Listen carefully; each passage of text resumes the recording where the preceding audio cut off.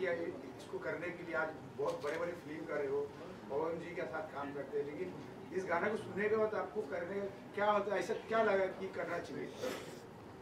देखिए, सबसे पहले तो हम लोग जिस धर्म से आते हैं, और जैसे ही वो गाना आया भगवाधारी करके, तो मैंने बोला आजकल तो मैं इसी तरह की फिल्में प्लान भी कर रहा हूँ। आपको पता भी होगा, अभी मैंने हर गंगे बनाई थी, फिर अभी संकट मोचन हनुमान बनाया है, तो वो प्रॉपर राम जी और हनुमान जी की पूरी कहानी है। तो मैं तो इस तरह के सब्जेक्ट्स होते हैं, इस तरह के गाने होते हैं, मुझे बहुत पसंद है, ये मेरा जोनर है। तो जब सर ने मुझे फॉरवर्ड किया कि चंदन भाई आप ही देखते हैं चैनल की सारी चीज़ें, तो एक बार देख लीजिए कैसा लग रहा है गाना, क्या लग रहा है, करना है नहीं करना है। तो मैंने बोला ऑब्वियसली अच्छा लग रहा है, इसको करते हैं। तो फिर हम लोगों ने प्लान किया और इसको किया। तो आपने एक नया डायरेक्टर को साइन दिया है, जो जिसको आपने सजेस्ट किया, तो क्या उनके साथ काम करते हुए आपको मतलब कठिनाई सामना करना पड़ा कि इजीली हो गया? नहीं, बहुत इजीली हो गया। देखिए क्या होता है ना कि अनुभव तो उनको भी है, वो भी पत्रकार हैं, जो डायरेक्टर हैं वो बेसिकली। अब मैं तो दिलीप यादव के नाम से जानता था, बट अभी आते आते मुझे नया नामकरण सुनने में आया कि दिलीप दीवाना है। अब वो किसके लिए दीवाने हैं, किसके प्यार में दीवाने हैं, वो वही बता सकते हैं, मुझे तो नहीं पता उसका। काम के प्रति, अपने प्रोफेशन के प्रति समर्पण है उनका। ये जरूरी थोड़ी है कि कोई नहीं, ये भी आप डिफाइन नहीं कर सकते। आपने टाइटल दिया है, ये डिफाइन आप नहीं कर सकते। ठीक, वो खुद ही बताएंगे। हाँ, तो बहुत अच्छा किया उन्होंने। और मैंने तो कुछ शॉट्स देखे तो मुझे लगा कि यार बहुत कमाल के शॉट्स उन्होंने वो किए हैं। तो बहुत अच्छा लग रहा है, गाने वाने भी बहुत, और बड़ा अच्छा कॉन्सेप्ट है, दो भक्तों का मिलन। हनुमान जी से बड़ा भक्त तो कोई नहीं है, बट उसके अलावा भी राम जी के भक्त तो दुनिया भर के लोग हैं, करोड़ों में हैं, लाखों में, दुनिया भर के लोग हैं। तो दो भक्तों का मिलन बड़ा अच्छा कॉन्सेप्ट था। और उन्होंने जब मुझे सुनाया कि ऐसा ऐसा कॉन्सेप्ट प्लान कर रहा हूँ सर, तो मैंने बोला बेसिकली बहुत अच्छा है, आप करिए। तो प्रोड्यूसर सर, आपने तो कहा कि मैंने जब गाना सुना इन लोगों का हाथ में दे दिया, उसके बाद मुझे पता नहीं कैसे आप गाना बन के आए, आपका भी कैसा लगा?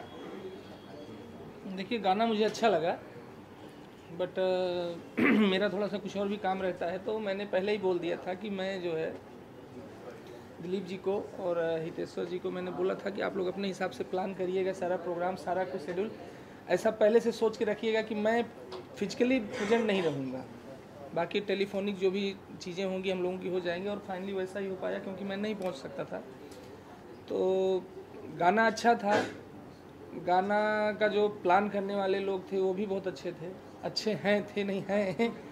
तो बस मेरी तरफ से हाँ हुआ, और आप लोगों ने अपना प्लान किया, सारी चीज़ें अरेंज हुई। जैसा फिल्मों का प्लान होता है वैसे ही गाने का प्लान था। ये थोड़ा अलग से, जैसे नॉर्मल कोई एल्बम जैसा सॉन्ग नहीं था कि हम गए और बस अपना कुछ इधर उधर करके चले आए। प्रॉपर पूरा 2 दिन मुझे लगता है या 3 दिन ऐसा कुछ लगा इन लोगों को, पूरा 3 दिन लगा जो है वहाँ पे।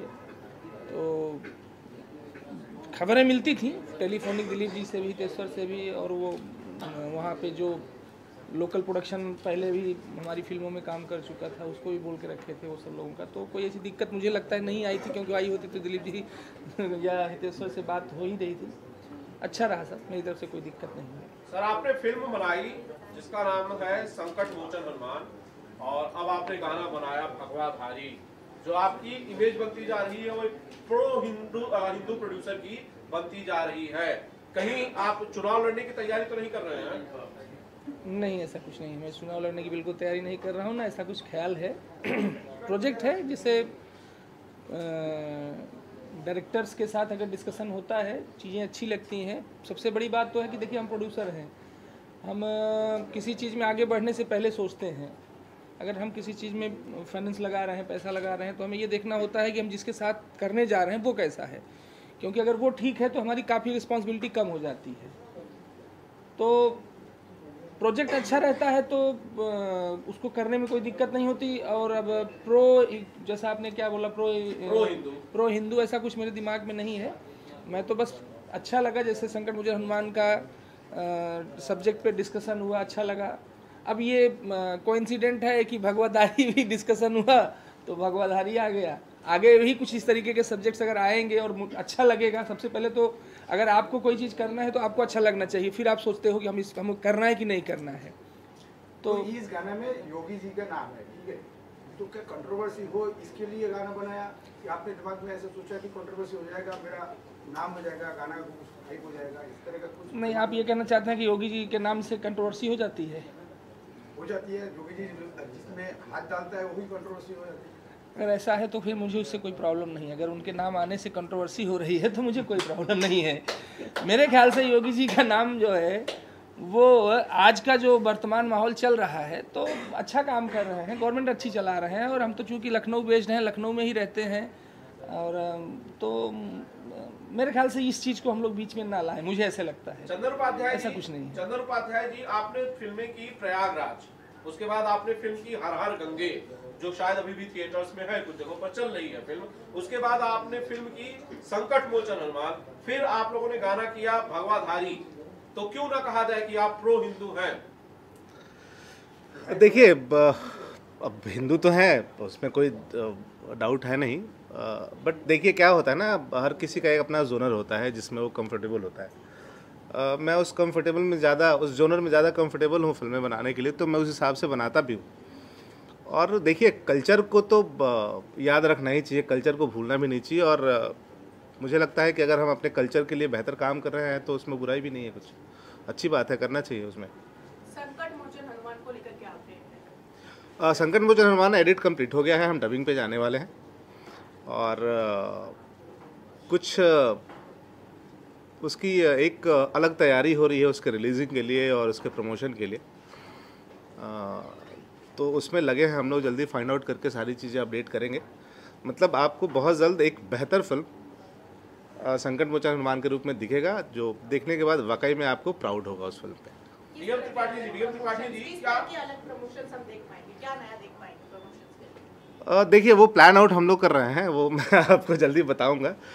हमारे यहाँ आपको भी पता है कि भोजपुरी सिनेमा जब बनता है, बेसिकली वो भोजपुरी है नहीं, संकट मोचन हनुमान बेसिकली आप लोगों को बता दूं कि वो एक अवधी फिल्म है, पूरी लैंग्वेज अवधी में हमने शूट किया उसको, और ज़्यादातर जो रीजनल फिल्में हमारे यहाँ ही खास करके फिल्में हैं जहाँ पे उसके प्रमोशंस नहीं होते हैं, और कहीं ना कहीं उसका खामियाजा एक निर्माता को भुगतना पड़ता है कि थिएटर्स में हम फिल्में तो लगा देते हैं बट पब्लिक तक नहीं पहुंच पाती वो चीज़ें कि आखिर लगी क्या है। कोई थिएटर से क्रॉस हो गया, उसने देख लिया पोस्टर तो समझ में आता है कि हाँ कोई फिल्म लगी है। बट इस बार हम लोग कुछ ऐसा प्लान कर रहे हैं कि घर घर तक जाके वो सिनेमा के बारे में चर्चा हो, उस घर में चर्चा हो, तो वैसा कुछ हम लोग प्लान आउट कर रहे हैं कि ज़्यादा से ज़्यादा उस चीज़ों को वो चीज़ें लोगों तक पहुँचाएँ। क्योंकि प्रमोशन जब तक हम नहीं करेंगे, मैंने हर बार पहले भी कहा है, मैं जितने भी इंटरव्यूज़ किए उसमें आपने सुना भी होगा, मैंने हमेशा बोला है कि अगर हम कोई प्रोडक्ट बना रहे हैं, बहुत स्पेशल प्रोडक्ट है, बहुत अच्छा लग रहा है प्रोडक्ट, तो उसको प्रमोट करना ज़रूरी है, उसको लोगों तक पहुंचाना ज़रूरी है। सपोज़ हम मान लेते हैं कोई एक साबुन ही, अगर हम साबुन की फैक्ट्री खोलते हैं और उसको हम बनाने के बाद हम रोड पे रख के बेचेंगे तो कोई नहीं लेगा, उसको पता ही नहीं है कि क्या है नहीं है, क्या स्पेशल इस चीज़ में, तो आपको वो करना पड़ेगा। तो हम लोगों का वही प्लान है कि हम डोर टू डोर कैसे उस चीज़ को पहुंचाएं, अपने सब्जेक्ट के बारे में कैसे पता करें, उसको हाइप कैसे क्रिएट करें ताकि पब्लिक ज़्यादा से ज़्यादा उस फिल्म से जुड़े। इससे हटके हितेश्वर जी, आपसे सवाल है, रैपर हितेश्वर जी, भगवाधारी वाला जो सॉन्ग लॉन्च है उस पर वापस लौटते हैं। हितेश्वर जी, आपने ये गाना बहुत दिल से बनाया, क्योंकि मुझे शुरू से पता है कि कैसे कैसे ये गाना पूरा बना हुआ है। अब ये गाना आपके सामने लोगों के बीच है, अब इस पर दर्शक जो है वो प्रतिक्रियाएं देंगे, इसे रेट करेंगे कि उन्हें कैसा पसंद आया, कितना पसंद आया, आया भी या नहीं। इसके बनने के पीछे की जो कहानी है, कितना प्रयास लगा आपका, आपने कितनी मेहनत की, और कैसे ये आज जो है लोगों के बीच है? आप सभी मीडिया बंधु को प्रणाम करता हूँ मैं। अगर उसके पीछे जाऊँ तो काफ़ी 1 घंटा लग जाएगा बात करते करते। शॉर्टकट में आता हूँ क्योंकि सारी चीज़ें तो बात हो चुकी है। 3-4 महीना हो गया था इसके लमसम, इसको पूरा करने में, अयोध्या पहुँचने तक 3-4 महीने लग गए थे मुझे। और फाइनली जो जय श्री राम भगवान है हमारे प्रभु, वो कहीं न कहीं किसी आकृति में दिखते हैं, तो वो चीज़ मैं डीएम भैया के अंदर देखा। जय श्री राम जी का जो आकृति है, भैया में जय श्री राम दिखते हैं मेरे को अभी भी, क्योंकि क्या है, वैसी पर्सनालिटी भी है, ऐसे विचार भी है, ऐसा ही व्यवहार भी है, एकदम हंसते रहते हैं, प्यार से जो करना करो, क्या चाहिए बोलो, तो ये सबसे बड़ा प्यार होता है। अच्छा, ये सच है कि आप ये चाहते थे कि भगवाधारी में यही भगवाधारी? मैं तो बिल्कुल चाहता, लेकिन इतने बड़े आदमी हैं, थोड़ा डर भी लग रहा था मुझे। तो मैं फिर अपना मन की पर्सनालिटी भी देखिए, आप मीडिया बंधु आप लोग हैं, सारे मित्र हैं, दोस्त हैं, बोलने में कोई हिचक की बात है ही नहीं, तो दिल से वो आपने पूछा दिल से बताया, कहीं श्री राम जी पर्सनालिटी कोई कमी आ रही है देख लीजिए। तो खैर अच्छी शख्सियत है। हाँ, वो भी हमारे भाई हैं और अभिनव तिवारी जी वो भी साथ में हैं, दोनों मिल के बड़ा इंजॉय किए, भक्ति किए, पूजा किए, राम हनुमानगढ़ी गए तो भगवान का आशीर्वाद भी मिला। और जब प्रभु का आशीर्वाद मिलता है फिर क्या डरना। तो इस गाने के लिए प्रभु का आशीर्वाद है, इतने बड़े बड़े डायरेक्टर लोग का आशीर्वाद है, आप लोग का आशीर्वाद है, मीडिया बंधु का आशीर्वाद है। तो बस जय श्री राम। तो 2 लाइन हो जाए भगवाधारी हाँ आपकी आवाज में। अरे क्यों नहीं जी सरकार। चलो। भगवा रंग में रंगे हुए है भगवाधारी, माथे तिलक धनुष धरे हत अवध बिहारी। अयोध्या में देखो धूम मचल है, जगमग जगमग ए तो सजल है। राम जी पधारे हैं, अद्भुत नजारे हैं, इन्हें कोटि कोटि है प्रणाम। जय श्री राम, जय श्री राम। आप लोग बोलिए भैया मोबाइल में लगने वाले। जय श्री राम, जय श्री राम, जय श्री राम, जय श्री राम। जी जय श्री राम, जय श्री राम, जय श्री राम। ये लगा ना भाई, यूपी में है। बहुत शानदार, बहुत शानदार। आप भैया कुछ आगे प्रोजेक्ट्स हैं आप लोगों के, जैसा कि बातें भी चल रही थी और की खबरें हैं कि आप लोग कुछ फिल्में करने वाले हैं। अगर आप लोगों में से कोई कुछ बताना चाहे तो प्लीज। देखिए फिलहाल जो अभी फोकस है वो संकट मोचन हनुमान और लव यात्री पे है जी। ये दोनों को एक जगह पहुंचा दूं, उसके बाद फिर प्लानिंग है हमारी, राइटिंग चल रही है, बाकी चीज़ें चल रही है, बट हम प्रोसेस में अभी नहीं रखे हैं। वो पहला जो हम लोगों का फर्स्ट प्रायोरिटी है वो संकट मोचन हनुमान है और लव यात्री है, जिसको जिस हिसाब से हमने शूट किए हैं उस हिसाब से उसको रिलीज़ भी करना है तरीके से। तो फिलहाल उसके ऊपर फोकस है। कब रिलीज कर रहे हैं संकट मोचन हनुमान? मे बी रामनवमी का प्लान है। शानदार। ट्रेलर कब तक आ जाएगा? ट्रेलर आपको देखने को मिलेगा जनवरी के बीच ट्रेलर आ जाएगा।